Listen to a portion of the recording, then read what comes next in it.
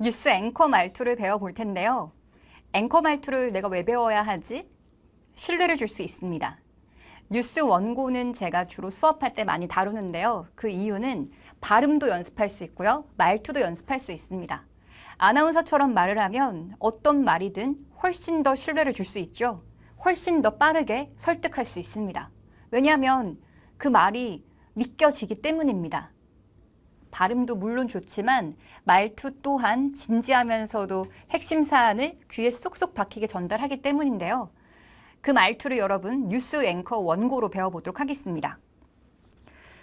슬래시를 표시하기 써놨는데요.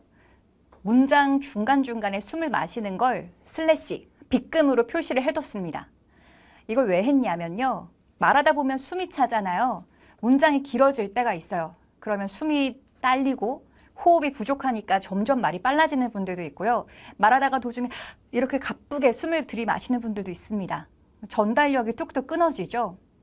뉴스 원고, 앵커들, 기자들, 아나운서들은 숨 쉴 곳을 분명하게 알기 때문에 전달력이 좋은 겁니다. 우선은 긴 문장으로 만들질 않아요. 제가 써놓은 문장은 보시면 일부러 길게 쓴 것도 있습니다. 그 이유는 단신 뉴스이기 때문인데요. 단신 뉴스, 이거는 앵커가 처음부터 끝까지 쫙 말을 해주는 뉴스입니다. 보통은 스트레이트 뉴스라고 하는데요. 이거 말고 왜 기자가 나와서 하는 거 있잖아요. 정우수 기자가 전합니다. 이런 게 바로 리포트입니다. 앵커 멘트가 따로 있고 그 다음에 화면이 바뀌면서 기자가 나오죠. 네, 여기는 어디입니다. 이렇게 하는 거. 그거는 리포팅 뉴스라고 생각하시면 됩니다. 여기에 다룬 거는 단신 뉴스인데요. 이거는 한 3문장, 4문장 정도로 나옵니다. 실제 뉴스에서는 사건, 사고, 불났다 이런 소식 있잖아요. 그건 짤막한 뉴스로 다루기 때문에 단신으로 나갑니다. 그래서 이게 문장이 길 수밖에 없어요. 하지만 이것 때문에 숨을 마시는 연습하기 좋습니다. 제가 뉴스 원고에 슬래시 표시를 해놨는데요. 여러분은 숨을 마시고 말을 하고요. 그 다음에 슬래시, 빗금이 있는 데서 숨을 다시 마시면 됩니다. 이번 시간에는 그 연습을 해볼 텐데요. 자, 뉴스 한번 보세요. 제가 읽어볼 테니까 여러분 숨을 언제 마시는지 잘 들어보세요. 처음에 문장 시작 전에는 반드시 숨을 마신다. 한 문장은 한 호흡으로 읽는 게 좋고요.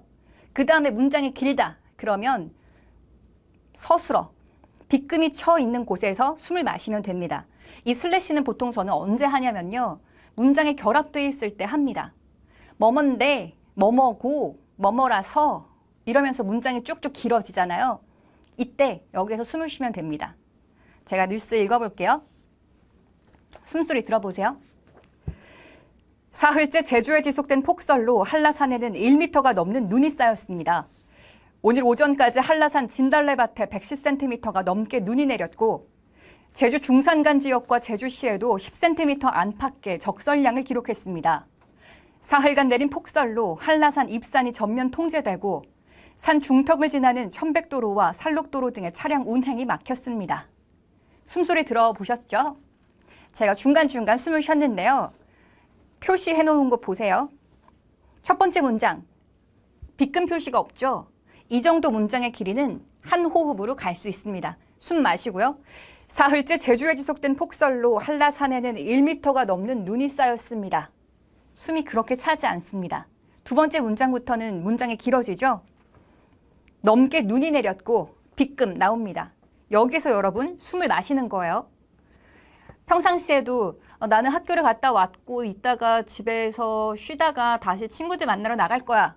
방금도 제가 한 문장 한 번에 다 얘기했습니다. 하지만 고에서 숨을 쉬어도 된다는 거예요. 나는 학교에 갔다 왔고 이따가 집에서 쉬고 저녁에 친구들 만나러 나갈 거야. 이러면 훨씬 더 뒷문장이 여유 있게 말할 수 있죠.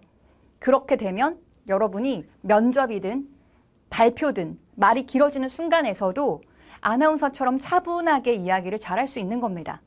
마지막 문장도 보세요. 사흘간 내린 폭설로 한라산 입산이 전면 통제되고 여기서 숨 마시는 겁니다.